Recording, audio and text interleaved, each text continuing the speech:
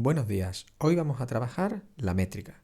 La métrica básicamente es contar las sílabas de los versos, para así saber si tenemos una estructura poética con versos regulares, es decir, una estructura en la que todos los versos miden lo mismo, o bien una estructura con versos irregulares, es decir, aquella en la que los versos tienen diferentes medidas.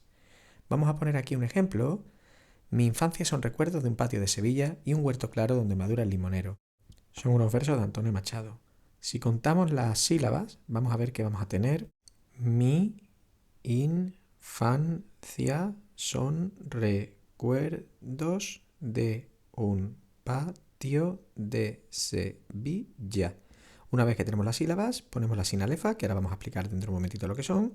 Tenemos mi in en la primera y luego tenemos de un. Por lo tanto, si contamos las sílabas, nos va a salir 1, 2, 3, 4, 5, 6, 7, 8, 9, 10, 11, 12, 13 y 14. Pues ponemos ahí un 14.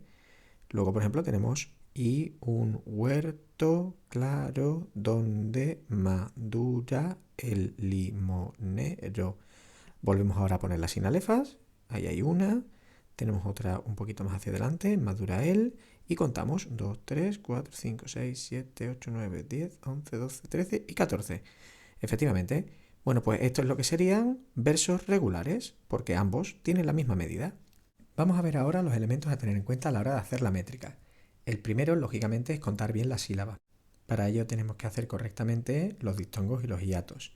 Pero a partir de eso tenemos que tener en cuenta una serie de elementos. Por ejemplo, la sinalefa es el primero de ellos y consiste en contar como una sola sílaba dos sílabas de dos palabras diferentes, cuando sea que una palabra termine en vocal y la siguiente palabra empiece en otra vocal o en H. Por ejemplo, en la aurora, si contamos la sílaba, vamos a ver que tenemos la aurora, es decir, tendríamos 4 sílabas. Pero como la primera palabra termina por vocal y la segunda palabra empieza por vocal, podemos contar como una sola sílaba la au. Por lo tanto, serían 3 sílabas solo.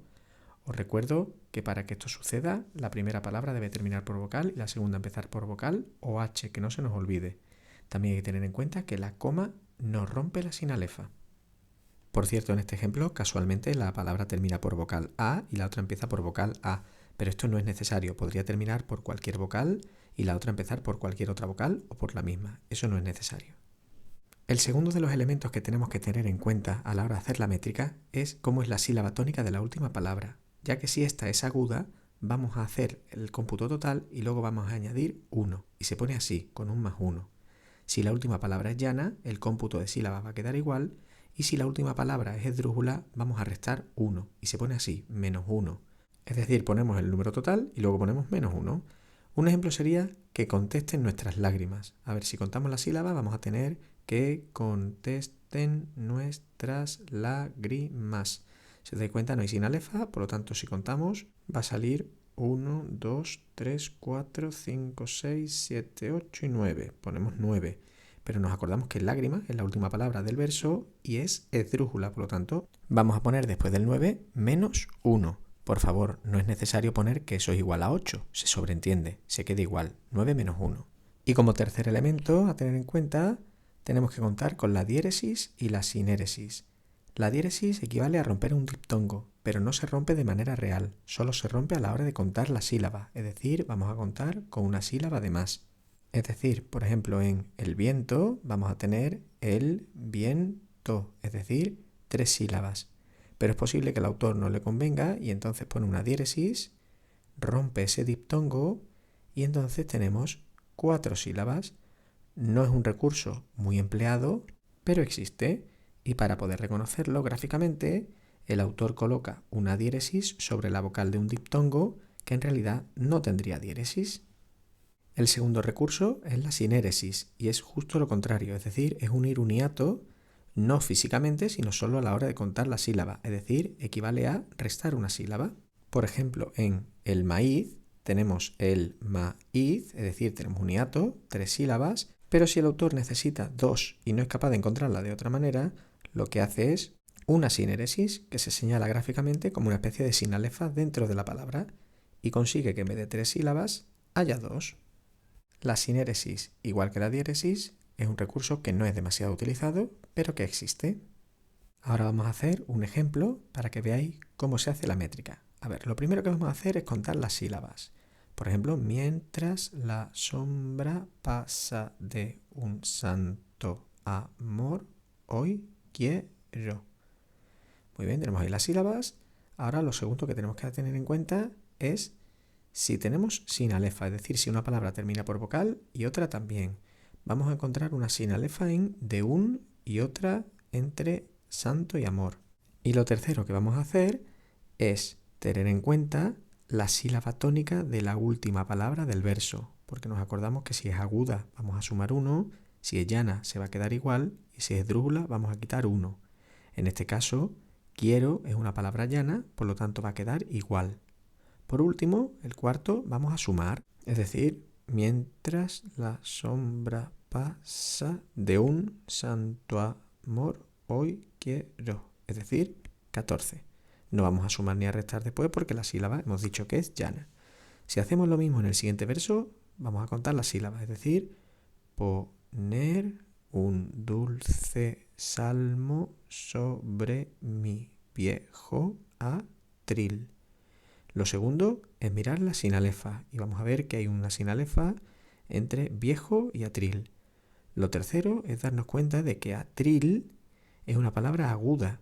Por lo tanto, vamos a poner un +1. Lo he puesto en amarillito, no sé si se ve muy bien.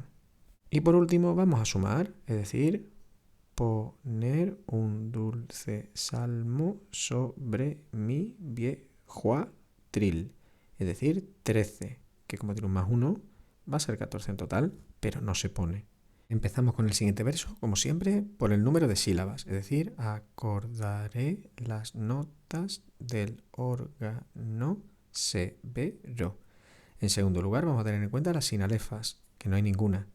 Y en tercer lugar, vamos a tener en cuenta la sílaba tónica de la última palabra. En este caso, como llana, queda igual. Por último, vamos a sumar. Así que acordaré las notas del órgano severo, es decir, 14. Y por último, volvemos a lo mismo. Primero las sílabas, al suspirar fragante del pífano de abril. Lo segundo es mirar las sinalefas y vamos a encontrar una en de y abril. Lo tercero es mirar la vocal tónica de la última palabra. En este caso la palabra es aguda, por lo tanto vamos a sumar un +1. Y lo cuarto es sumar, es decir, al suspirar fragante del pífano de abril. Es decir, 13 más 1, que van a ser 14, pero repito, no se pone ese 14, se queda así, 13 más 1. Podemos decir, por lo tanto, que estamos ante una estrofa de versos regulares, o una estrofa regular, ya que todos los versos miden lo mismo.